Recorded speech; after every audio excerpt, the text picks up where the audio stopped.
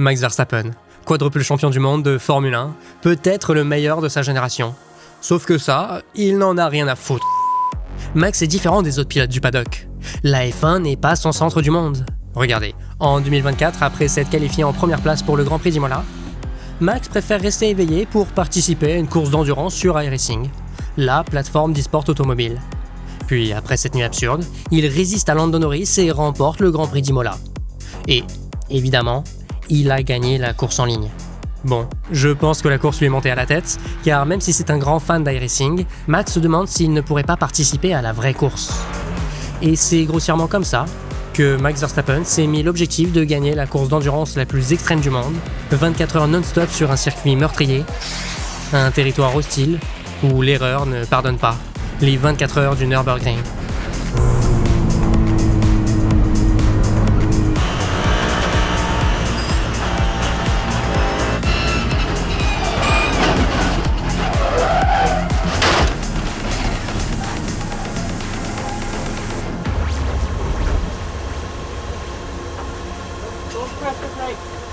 Don't press the brake.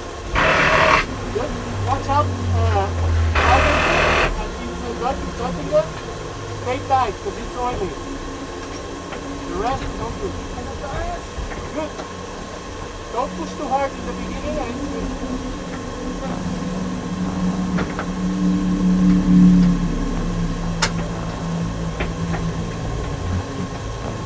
We are better in high speed than that, and in low speed, it's close, but I think they're better.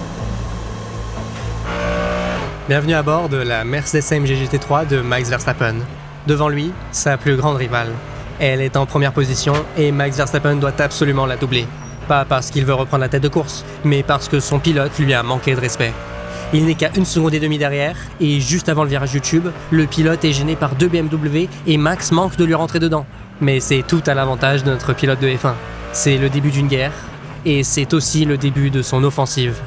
Max Verstappen exploite toute la piste au virage YouTube. Avec ce rythme, le champ de vision rétrécit. Mais avec cette obsession, les murs sont complètement oubliés.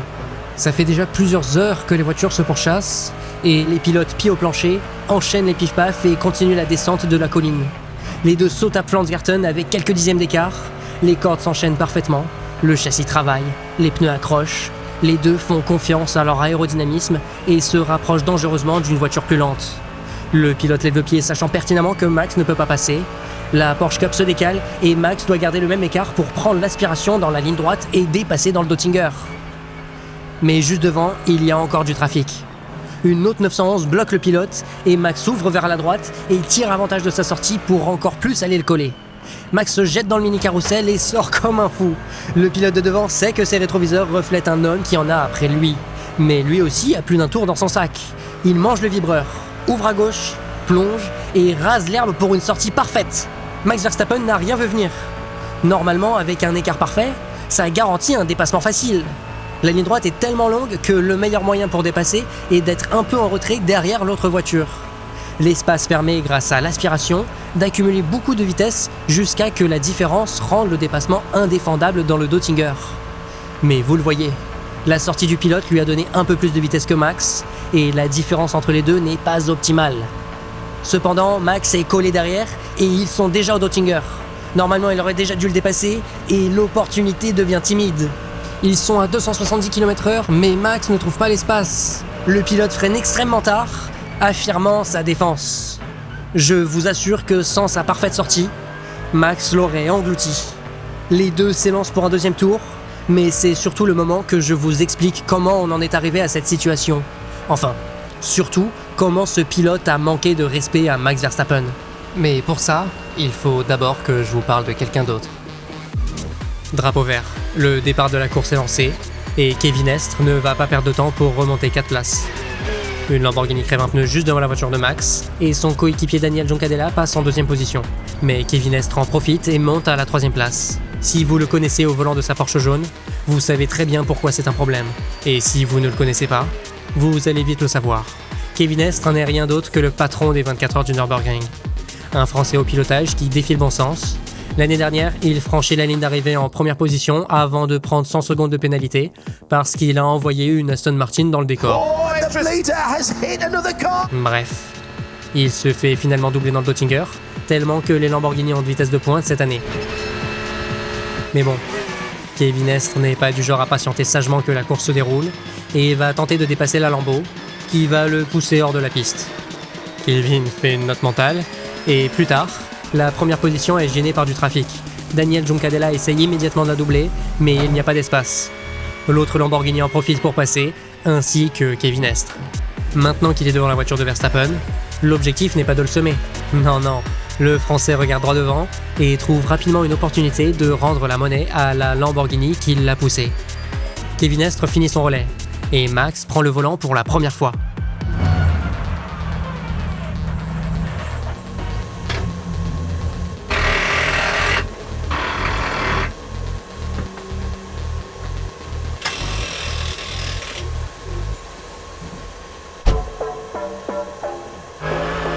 Bon, Max débute son relais avec un seul objectif et il se met en chasse pour rattraper la Porsche jaune. Essaye de doubler la Lambo, puis manque de s'éclater dans le décor. Je dis ça de manière assez anodine, mais il aurait pu s'envoyer comme Jeanne Mardenborough dès son premier tour. La pluie arrive et fout le bordel sur la piste, parce que la Dacia Logan qui spin c'est rigolo, mais l'Audi qui a gagné une course qualificative un mois plus tôt, ça l'est moins. D'autres GT3 vont aussi tuer leurs espoirs, et en parallèle, Max rattrape la Porsche jaune. Les deux voitures freinent le plus tard possible au Dottinger. La Porsche glisse légèrement en sortie de virage, et les deux voitures essaient malgré tout de ne pas patiner pour avoir la meilleure sortie possible. La Porsche réussit à créer de l'espace et prend le pari de ne pas défendre, mais Max freine tard et se jette à l'intérieur du virage. Le circuit est trempé et il tire tout droit devant la Porsche, mais il arrive à s'arrêter à temps sur la piste. Max grandit l'écart et finit son relais.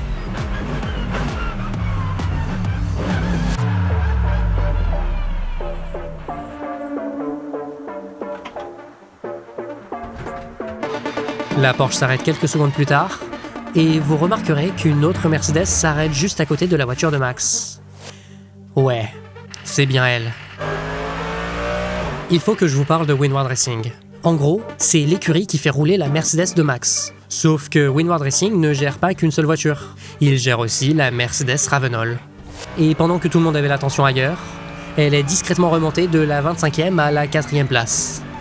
Mais bon, ce n'est pas encore une priorité, et Jules Gounon, un autre coéquipier de Max, doit combattre Kevin Estre qui vient récupérer son trône. Mais je vous assure que personne n'a envie d'avoir Kevin Estre derrière soi, et franchement, je vais vous laisser profiter des 9000 tours minutes et du rythme de Kevin Estre qui est franchement monstrueux.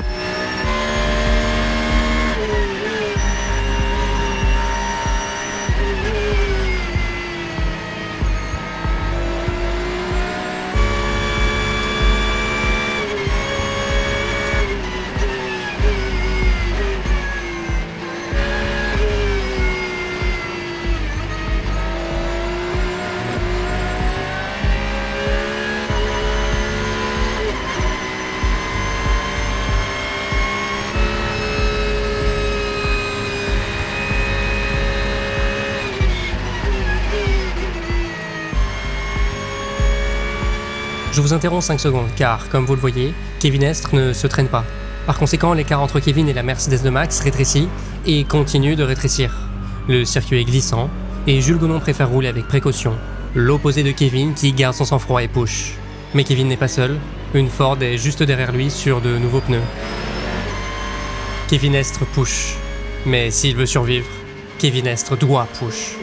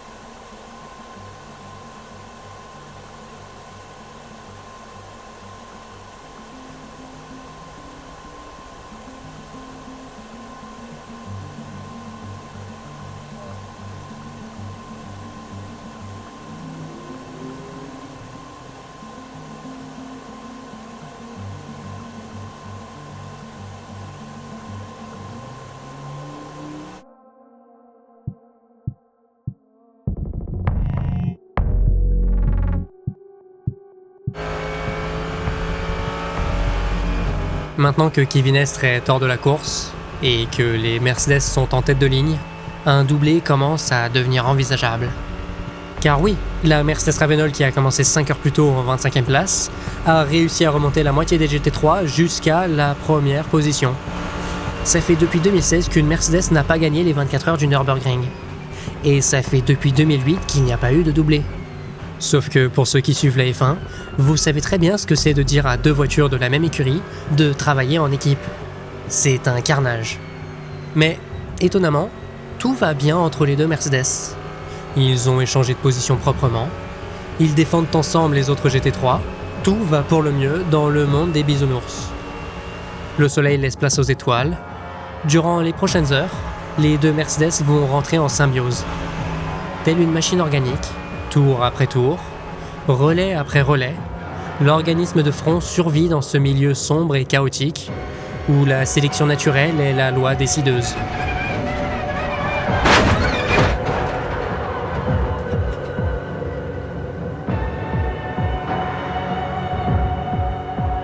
Chez Mercedes, tous suivent les consignes de la machine. Tous, sauf un.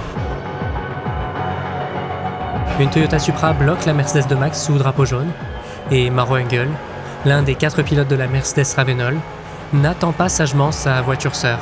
Sa voie est libre, et le pilote allemand pousse sa Mercedes jusqu'à que l'écart monte à 16,5 secondes. Sauf que pendant tout ce temps, Max observe, et ça ne lui plaît pas. Don't press the brake. Don't press the brake.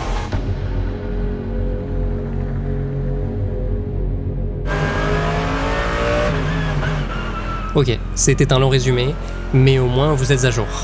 Rappelez-vous, on avait vu Max rattraper la voiture de Maro Engel, qui avait très bien géré sa sortie pour défendre dans le Dottinger. Cependant, je vous ai pas tout expliqué, et la rivalité entre Max et Maro n'est pas seulement liée à ces 16 secondes d'avance. Les 24 heures du Nürburgring ne font pas partie d'un championnat plus grand comme le WEC ou le DTM.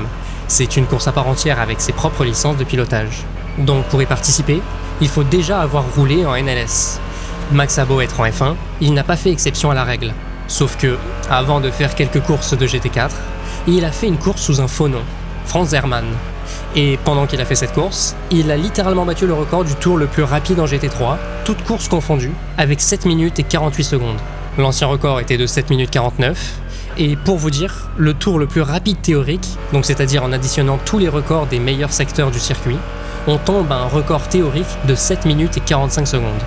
Donc 49 c'était déjà pas mal, mais l'exploser d'une seconde lors de sa première fois, c'est autre chose. Mais bon, tout le monde n'était pas très content qu'un pilote de F1 fasse une course sous un faux nom, sans la licence requise. Et Maro Engel écrit un tweet disant que la voiture de Max a réalisé son record avec le mauvais BOP. Le BOP, c'est juste un système qui régule la puissance, l'aérodynamique, le poids, etc. pour que toutes les voitures roulent à la même vitesse. Et les Lambeaux du début qui sont très rapides en ligne droite cette année, c'est dû à un BOP mal réglé.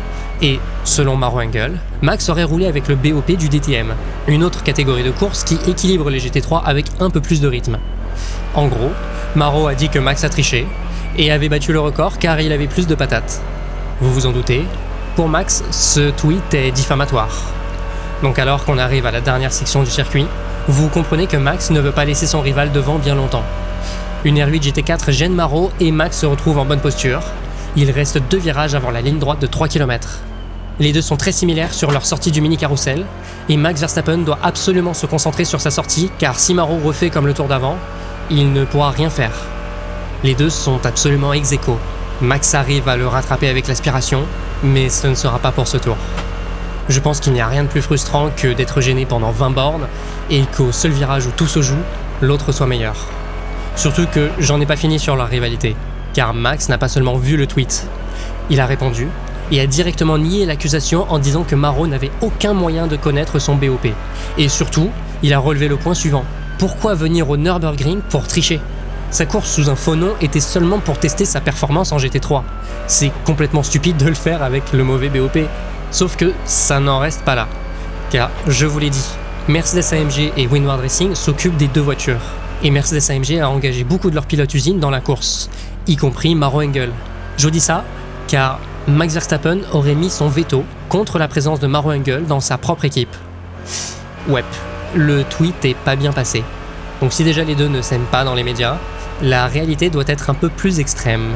Puis surtout, quoi de mieux pour des pilotes que de régler ses comptes en pleine nuit sur le circuit le plus dangereux du monde? Ce que vous regardez n'est plus du sport automobile. C'est une battle digne de Fast and Furious entre une légende de F1 et un monstre d'endurance. La Nordschleife, la partie serrée du Nürburgring, est le terrain parfait. Poussiéreux, huileux, rempli de pièges et de voitures plus lentes qui se cachent dans des virages aveugles. Parce que oui, le Nürburgring est un circuit classique de 5 km raccordé à 20 km de routes sinueuses, avec quelques barrières qui protègent des arbres lorsqu'on se sort à 250 km/h. Factuellement, Max et Maro pourraient être sur une route de montagne au volant de deux Honda Civic qu'on ne verrait pas la différence. Enfin si, la différence c'est qu'une Honda ferait le tour du circuit en 12 minutes et pas en 7 minutes 45. Ici le trafic ce n'est pas les sangliers et les renards, c'est 160 autres pilotes qui cherchent eux aussi à dominer la montagne. Il faut rester les pieds sur terre, et se tirer la bourre en GT3 comme ils le font n'est pas très rassurant. Leur combat n'engage pas que leurs propres intérêts. Et il y a leurs coéquipiers qui aimeraient bien gagner, ça c'est sûr, mais surtout, il y a Mercedes qui veut que leurs deux voitures finissent en première et deuxième place, car derrière ça leur fait un beau coup de com'. Ce circuit c'est littéralement l'enfer vert.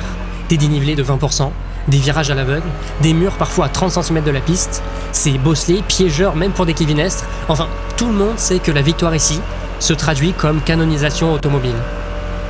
Mais comment voulez-vous devenir un saint avec cette mentalité? On est au mini-carrousel, il reste un virage, et maintenant la question, c'est est-ce que Max va réussir à doubler l'antagoniste dans le Dottinger?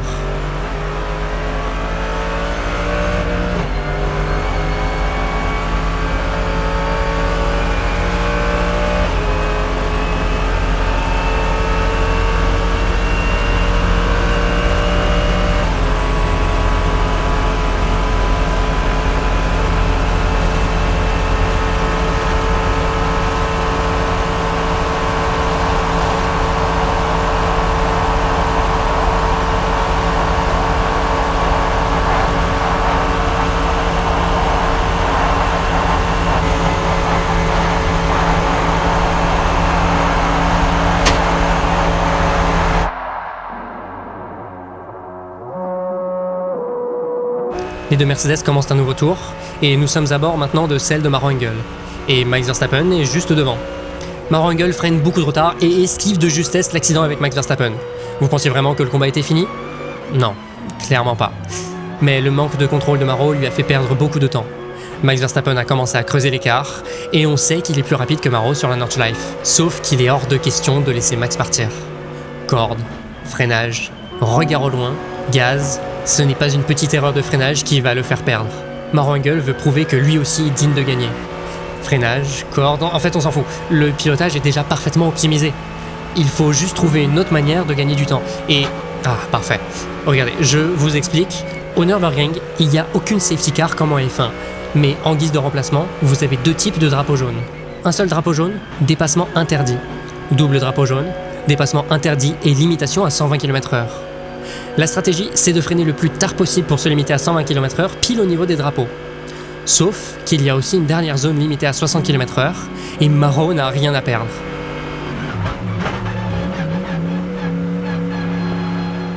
Bon bah voilà, il l'a rattrapé. Mais à 60 km/h, c'est long. Et il n'y a pas grand chose à faire à part penser. C'est vrai que depuis tout à l'heure, on voit les choses que du côté de Max. Mais pourquoi? Pourquoi ce serait Max Verstappen qui devrait gagner? C'est la même Mercedes, la même écurie. Pourquoi lui prend toute l'attention? Les médias, les spectateurs, les tweets, Maxi, Maxa, quadruple champion de F1, etc. etc. Ouais, c'est vrai. Pourquoi ça ne peut pas être quelqu'un d'autre? Pourquoi ça ne peut pas être Maro? Sérieux, on est où? C'est le Nürburgring ici? La Mercedes Ravenol est aussi rapide que celle de Max, et tout le monde se dit qu'il devrait ralentir pour que ce soit Max Verstappen et la team Verstappen Racing qui gagnent? Non. Il refuse. Il a le choix. Maro Engel peut gagner.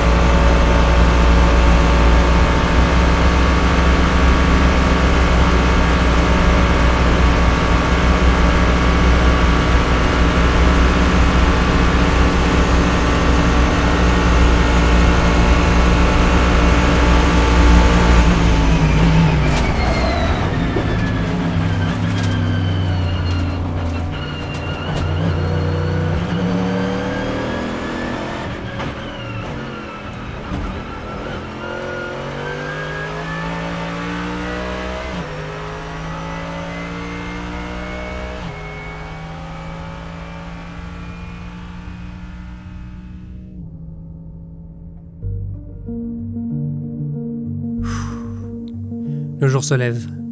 On sort enfin la tête de l'eau de cette nuit infernale. Vous l'avez vu avec Kevin Estre, ici rien n'est gagné d'avance et la nuit n'a pas fait exception à la règle. Heureusement, les deux Mercedes sont restés sages après leur petit incident et sont retournés à la stratégie la plus logique. Bah oui, au lieu de se battre vulgairement, pourquoi ne pas rouler proprement et voir ce qu'il en découle, hein? Enfin, Max est toujours en première position et la Mercedes Ravenol de Maro Engel n'est qu'à quelques secondes. Mais cette même Mercedes ne cherche plus à déstabiliser Max. Elle suit le rythme et attend patiemment que le Nürburgring lui donne une opportunité. Max en est conscient et a littéralement la même stratégie. Continuer d'avancer avec du rythme, sans pour autant provoquer une opportunité. Les deux voitures attendent simplement que le temps passe. Plus d'accros, plus de drama. Franchement, c'est déjà un miracle que les deux soient encore en course. On l'a vu, ils auraient dû mourir 15 fois, mais non. Bon, après cette nuit, on se demande quand même dans quelle situation Max va se retrouver. Mais je l'ai dit plus tôt, Max n'est pas comme les autres. À mon sens, ce qui lui a permis une aussi grosse carrière en F1, c'est sa capacité de contrôle. Et je sais que c'est étrange de dire ça, car on a tous connu le Verstappen agressif, impulsif et même dangereux. Celui qui donnait l'impression de piloter avec son ego, celui qui devait absolument gagner chaque duel, quitte à se mettre lui-même hors de la course. Mais bon, ça fait maintenant plus de 10 ans qu'il est en Formule 1, et entre le Max de 17 ans qui débarque chez Toro Rosso et celui qu'on voit aujourd'hui, il y a un monde. Parce qu'en réalité, Max est probablement l'un des pilotes les plus contrôlés de sa génération. Sauf que ce contrôle vient d'un endroit assez triste. À la base, c'était un hobby ou une passion d'enfant. Mais pour Max, c'est devenu une mission. Enfin, pour Max, c'est plutôt son père à travers Max. Car oui, à 4 ans, Max demande un kart à son père qui, au début, refuse, mais sa mère le convainc et quelques mois plus tard, l'ancien pilote de F1 Jos Verstappen accepte. Sauf que très rapidement, son père est devenu exigeant. Malheureusement, il n'a pas vraiment utilisé la méthode douce.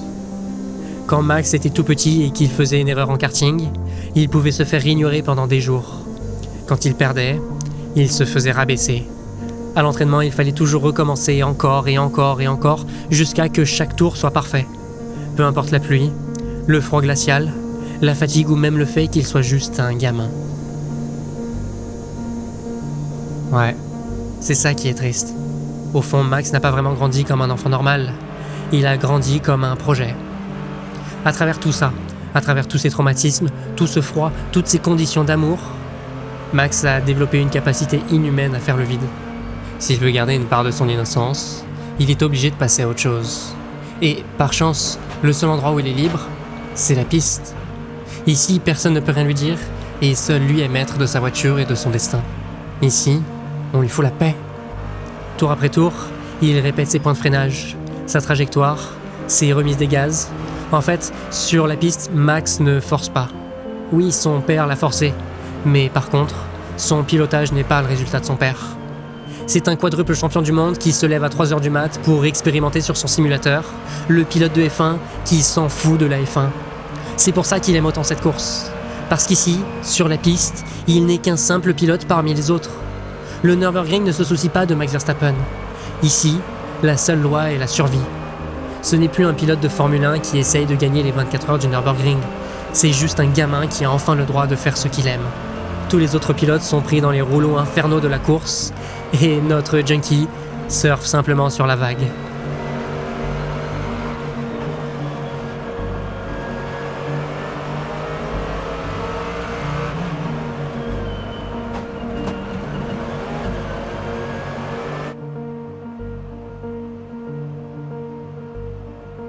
Il finit son relais avec plus de 48 secondes d'avance sur l'autre Mercedes.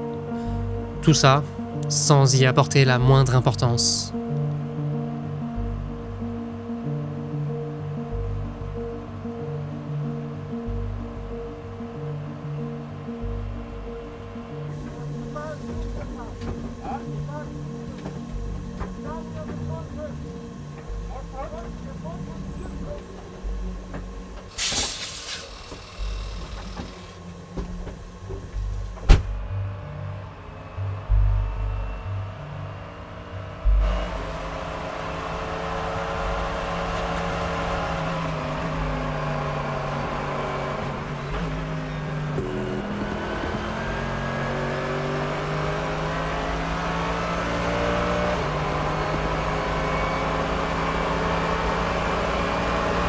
Est-ce que vous l'entendez? C'est très léger, mais sur les virages à gauche, on entend un bruit anormal. Et en parallèle, Daniel reçoit un voyant indiquant que l'ABS ne fonctionne plus. Ok, il ne peut pas compter sur l'ABS des GT3, mais pour un pilote comme lui, ce n'est pas forcément un problème. Il doit simplement adapter son freinage. Donc Daniel continue de rouler. Il ne pousse pas la voiture forcément dans ses retranchements, mais pour autant, il ne se traîne pas. Pour lui, il y a seulement un petit problème électrique. Sauf que ce bruit, il n'était pas là avant. Et si nous arrivons à l'entendre à travers la caméra, Daniel aussi doit pouvoir l'entendre. La question est plutôt, est-ce que c'est important? On est en endurance et la voiture roule toujours. Le différentiel fonctionne, la boîte de vitesse fonctionne, la suspension et la géométrie sont correctes. Donc pour l'instant, on continue. Mais il reste un peu moins de 4 heures de course. Qu'est-ce qu'il se passe si le problème n'est plus ignorable? Ça fait 20 heures que l'équipe travaille pour régner sur le Nürburgring et Max vient de faire gagner 48 secondes d'avance sur l'autre Mercedes. Et n'oublions pas la 3ème place qui a presque 8 minutes de retard. C'est pas un bruit à la con qui va tout arrêter. Après, peut-être que c'est juste un bruit normal d'usure, ou quelque chose de facile à changer pendant les pit stops de 8000 ans. Peut-être que ça va juste en rester là, et qu'on se fait du souci pour rien. C'est quoi le pire qui peut arriver? Au pire, on doit changer la pièce, peut-être on perd un peu de temps et on repasse en 2ème position. Mais bon, rien qui n'est pas rattrapable avec une autre performance de Max. Je sais pas, on vient de le voir, un bon pilote ne peut pas performer s'il reste focalisé sur quelque chose d'extérieur. Daniel doit lâcher prise et continuer d'avancer. Nous aussi, on doit laisser ça de côté et reprendre notre course. En vrai, écoutez, sur certains virages, même à gauche, on l'entend quasi plus.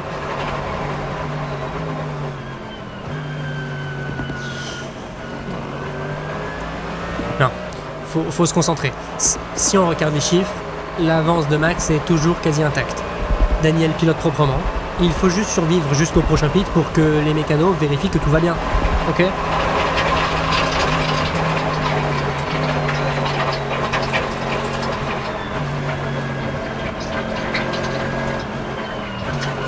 Ah putain. Bon ok, il y a un gros problème. Mais rien n'est encore acté. Daniel doit juste ramener la voiture et... Putain. Non, une gueule qui prend la première place. Bon. Il y avait 8 minutes d'avance sur le 3ème. C'est littéralement un tour d'avance. Et Daniel roule toujours. Donc techniquement, il ne peut pas se faire doubler par la 3ème place. Faut juste qu'il pite, répare le truc qui a merdé, et au pire du pire, il repart sur le podium. Daniel arrive quand même bien à rouler. C'est pas le rythme d'une GT3, mais c'est presque celui d'une GT4. En plus, il y a des doubles drapeaux jaunes qui ne le font pas perdre de temps. Ça va. Yeah, it was good. I mean, back in the daylight, trying to keep it safe while, of course, still maintaining a decent pace. And it felt good. Like the car was working well, so it's just trying to stay out of trouble. Which on the final lap was very close. In front of me, 2 cars touched, but we luckily were safe there. 24-hour race so far, as you expected it to be, also for you and the team? So far, we couldn't wish for it to go any better, but it's still a few hours to go, so we just need to really stay focused, and then we'll see where we end up.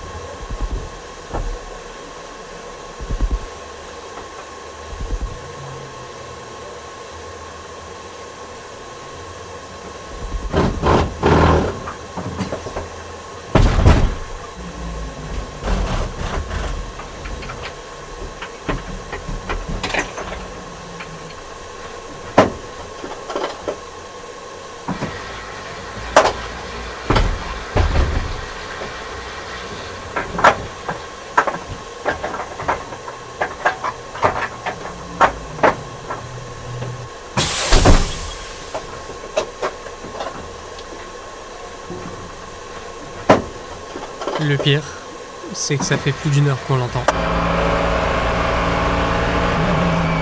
Quand Max conduisait, on pouvait déjà entendre les prémices du problème, à un cardan.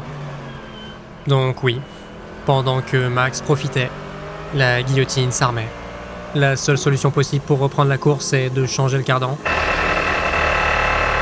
qui coûtera plusieurs dizaines de minutes. Et aux 24 heures du Nürburgring, attendre, c'est mourir. Parce que, je vous le rappelle, mais Max et son équipe ne sont pas là pour survivre. Ils sont là pour gagner. Mais je vais être un peu brutal avec vous. Est-ce qu'on s'en fout pas un peu? Non, parce que on sait que Max s'en fout d'être quadruple champion de F1. Et je pense sincèrement que, comme ses titres de F1, Max s'en fout de ne pas avoir gagné les 24 heures du Nürburgring. Oui, il est probablement dégoûté sur le moment. C'est un humain. Mais dans quelques jours, ça lui sera passé. Évidemment que Max est fier de ses titres et ses succès, mais il l'a lui-même dit. Like when I'm gonna be 50 years old, 60 years old, do you think I care if I've won 4 or 7? I mean, what is that gonna matter to my life? Le sport automobile n'a plus à être le centre de son monde. Ce qui a été modelé par son père peut enfin être déconstruit. Plus personne n'a le droit de s'imposer sur lui, et maintenant, la seule chose importante est le plaisir. Le plaisir du sport, le plaisir de la course, de la bataille, du partage. Et il y a un point qui peut paraître anodin, mais depuis mai 2025, Max est officiellement devenu papa. Je dis officiellement, car ça fait 5 ans qu'il a aussi ce rôle pour la fille de sa conjointe. Oh yeah, that's me on the pillow, yeah. Mais à mon sens, c'est aussi ce qui l'a fait réaliser tout ça. Après une enfance pareille, Max sait exactement ce qu'il ne doit pas faire. Il sait comment il doit donner ses encouragements, sa confiance, son amour. Nous sommes à bord de la Mercedes Ravenol, pilotée par Maro Engel, qui a tenu la première position. Les 24 heures touchent à leur fin, et ils s'élancent sur le dernier tour. Les mécaniciens de Winward Racing ont réussi à réparer la Mercedes Team Verstappen, et Daniel Juncadella s'élance pour un dernier tour symbolique en compagnie de sa voiture jumelle.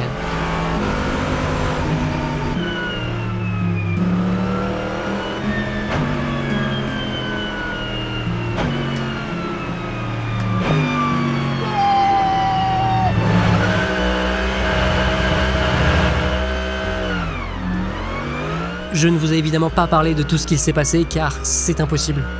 Rien qu'à la dernière ligne droite, l'Aston Martin qui est remonté à la 3e place doit finir en 2e place car la Lamborghini Red Bull a une pénalité de 86 secondes. Mais vu que l'Aston n'est qu'à 65 secondes, elle finit en réalité 3e. Et drapeau jaune au Dottinger, l'Aston Martin est bloqué, l'écart grandit pour finalement rendre la 2e place à la Lamborghini. Jusqu'à la dernière seconde, le podium se réécrit. Le Nürburgring reste l'unique décideur.